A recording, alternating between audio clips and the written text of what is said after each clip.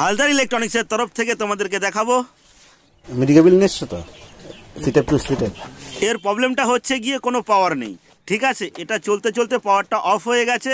কোথা থেকে হয়েছে প্রবলেমটা তোমাদেরকে দেখাবো, দেখতে থাকো, সঙ্গে থাকো। এই লুজ আগে থেকে ছিল এরকম? আগে ছিল না, একটু টাইট ছিল।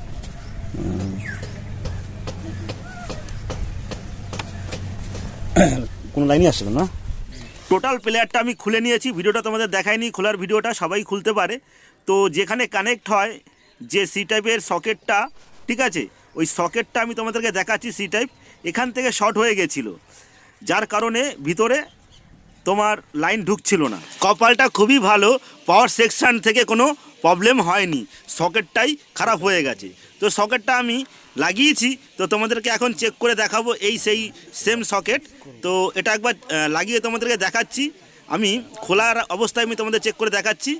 এই দেখো লাইন দেখো চলে আসলো একদম। প্লেয়ারটা পুরোপুরি ভালো প্লেয়ার, বেশি দিন হয়ও নি। তো এরকম প্রবলেম হয়েছে। কারো যদি এরকম প্রবলেম হয়ে থাকে তো আমার সাথে কন্ট্যাক্ট করতে পারো।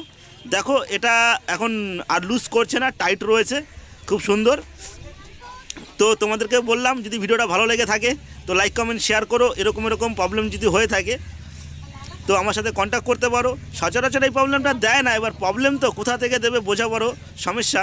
তো এটাই হচ্ছে আমার কাজ, যেটা রিপেয়ার করে দেওয়া। তোমরা সবাই জানো। তো ভালো থাকো, টাটা, বাই বাই।